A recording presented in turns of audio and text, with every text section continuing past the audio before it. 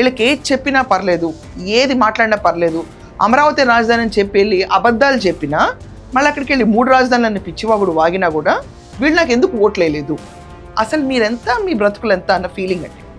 So జనాలందరూ ఏమనుకున్నారు, చీచి జగన్మోహన్ రెడ్డి మాకొద్దు, అర్జెంటుగా పదవి నుంచి దింపేయాలి అని చెప్పి కూటమి ప్రభుత్వానికి ఓటేశారు. వాళ్ళు దేదీప్యమానంగా డెవలప్మెంట్ జోన్లో వెళ్ళిపోతున్నారు. సో కూటమిని ఒక నిమిషం పక్కన పెట్టండి. సో జగన్మోహన్ రెడ్డి హర్ట్ అయ్యి ఎలక్షన్స్ అయిపోయిన ప్రతిసారి మొదటి సంవత్సరం నిరసన అని చెప్పాడు. ఈ సంవత్సరం కూడా 4 నుంచి 12వ తారీఖు దాకా జూన్ నెలలో మళ్ళీ నిరసన కార్యక్రమం, చంద్రబాబు నాయుడుకి వెన్నుపోటుకు 2 ఏళ్ళు అని చెప్పి ఒక పుస్తకం ఆవిష్కరించాడు. దాంతో వాళ్ళ సొంత క్యాడరే చీ అనుకున్నారంటే ఇతను చూసి. పేపర్లో వచ్చింది, వాళ్ళ నేను చెప్పడం కూడా కాదు, పేపర్లో వచ్చింది. ఇది కాకుండా లోకల్ బాడీ ఎన్నికల్లో యునానిమస్ అన్న వర్డ్ ఉండకూడదు, ఉంటే నేను కన్నెర చేస్తా అన్నాడు. ఎన్ని కుట్రలు చేసినా, ఎంతగా ఇబ్బందులు పెట్టినా కూడా ఖచ్చితంగా స్థానిక సంస్థల ఎన్నికల్లో ప్రతి చోట వైఎస్ఆర్ కాంగ్రెస్ పార్టీ తరఫున జెండా ఎగిరేయాలి. ఇది మాత్రం ప్రతి ఒక్కరు గుర్తుపెట్టుకోవాలి.